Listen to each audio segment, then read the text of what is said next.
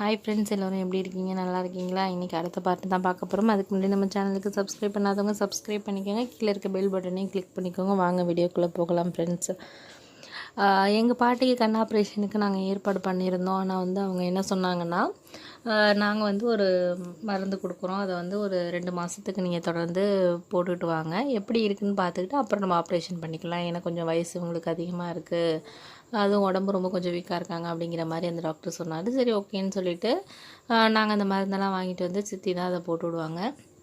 அது போட்டு விட்டால் என்ன ஆகும்னு பார்த்தீங்கன்னா, கொஞ்சம் நேரம் நல்லா தூங்குறங்கிற மாதிரி சொல்லியிருந்தாங்க. அதனால் நைட்டு அதை போட்டுக்கோங்க அப்படிங்கிற மாதிரி டாக்டர் சொல்லியிருந்தாங்க. சரின்ட்டு அப்புறம் என்ன ஆச்சுன்னா, அப்படி போயிட்டு இருந்துச்சு. அப்போ ஒரு சமயத்தில் தான் எனக்கு ஒரு பொண்ணு ஒரு இடத்துல இருக்குது அப்படின்னு சொல்லிட்டு எங்கள் தூரத்து சொந்தக்காரங்க ஒருத்தவங்க எங்கள் பாட்டிக்கிட்ட கடைக்கு போன இடத்துல இது மாதிரி இருக்குது அப்படின்னு சொன்னாங்க.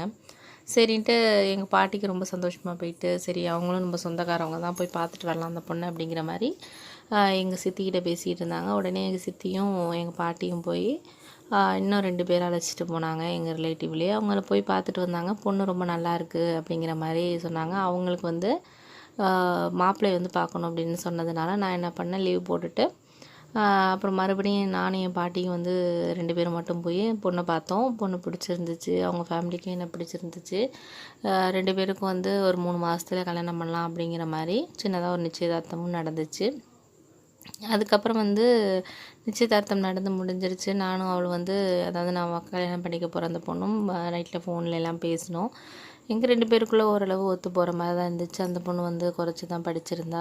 என் பாட்டியை நல்லபடியாக பார்த்துக்கணும் அப்படின்லாம் நான் அவள்கிட்ட அடிக்கடி சொல்லுவேன். அதுக்கு என்ன, நம்ம தான் பார்த்துக்கணும் அப்படின்னு அவளுமே நல்ல முறையில் தான் பேசுவாள்.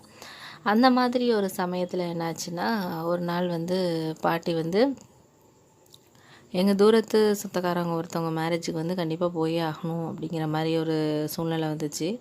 அவங்க யாருன்னு பார்த்தீங்கன்னா, சின்ன வயசில் நாங்கள் ரொம்ப கஷ்டப்பட்டப்போ எங்களுக்கு ரொம்ப எங்கள் பாட்டிக்கு உதவி பண்ணாங்க. வேலையெல்லாம் கொடுத்து உதவி பண்ணவங்களோட பொண்ணுக்கு கல்யாணம் அப்படிங்கிற மாதிரி அவங்களே இங்கேருந்து பஸ்ஸில் அழைச்சிட்டு போகிறோம் ஊரில் உள்ளவங்க எல்லாம் நைட்டே அப்படின்னு சொல்லிட்டு 2 நாளாக இங்கே முடிச்சுட்டு வர ஆகும் அப்படிங்கிற மாதிரி பத்திரிக்கை கொடுக்குறப்பே சொல்லிட்டு போனாங்க.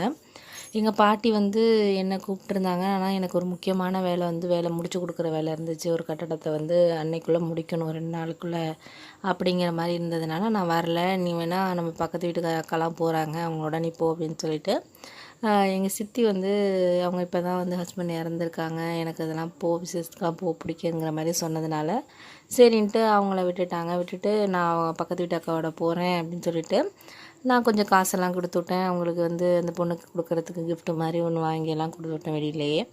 அதுக்கப்புறம் பாட்டி போயிட்டாங்க. அன்றைக்கி இரவு பார்த்திங்கன்னா, எனக்கு வேலை பார்த்துக்கிட்டு இருந்த இடத்துல கொஞ்சம் அடிபட்டுடுச்சு. அதாவது கையில் கல் விழுந்து அடிபட்டுடுச்சு, ரத்தம் வர ஆரம்பிச்சிருச்சு. சும்மா நான் லைட்டாக இருக்கும் அப்படின்னு நினச்சிக்கிட்டு நான் வந்துட்டேன்.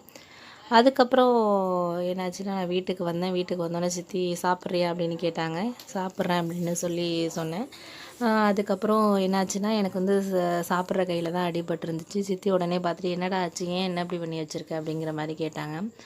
அங்கே கொஞ்சம் அடிபட்டுடுச்சு சித்தி அப்படின்னு சொன்னதுக்கப்புறம் மருந்து போட்டு விட்றேன் அப்படின்னு சொல்லிட்டு லைட்டாக மருந்து போட்டு விட்டாங்க. போட்டுவிட்டு அதுக்கப்புறம் நானே சாப்பாடு ஊட்டி விட்றேன்டா வா அப்படின்னு சொல்லிட்டு அவங்க உட்கார வச்சு சாப்பாடு ஊட்டி விட்டாங்க. எனக்கு அவங்க அந்த மாதிரி எனக்கு ரொம்ப பாசமாக நடந்துக்கிட்டது ரொம்பவே பிடிச்சிருந்துச்சு.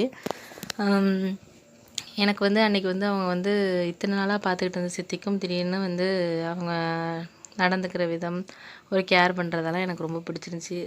எனக்கும் அவங்கள ரொம்பவே அந்த நேரத்துலேருந்து ரொம்ப பிடிக்க ஆரம்பிச்சிருச்சு. அன்றைக்கி இரவு பார்த்திங்கன்னா, நான் சித்தி தூங்கிட்டு இருந்தாங்க. நான் போயிட்டு அவங்க பக்கத்தில் நின்று பார்த்துக்கிட்டு இருந்தேன் சித்தியவே. திடீர்னு அவங்களுக்கு எழுந்திரிச்சிட்டாங்க. நான் நின்னத்தை பார்த்துட்டாங்க. ஏன்டா என்ன பண்ணிகிட்ருக்க அப்படின்னு சொல்லி கேட்டாங்க. எனக்கு அன்னைக்கு எதுவும் சொல்லணும்னு தோணலை. இல்லை உங்களை பார்த்துக்கிட்டு இருக்கேன் அப்படின்னுங்கிறது மாதிரி நான் சொன்னேன். நெக்ஸ்ட்டு என்ன நடந்துச்சுங்கிறத நான் அடுத்த பார்ட்டில் சொல்கிறேன் ஃப்ரெண்ட்ஸ். இந்த வீடியோ வாட்ச் பண்ணதுக்கு தேங்க்ஸ். மறக்காமல் சர்ப்ரைஸ் பண்ணுங்கள். தேங்க்யூ.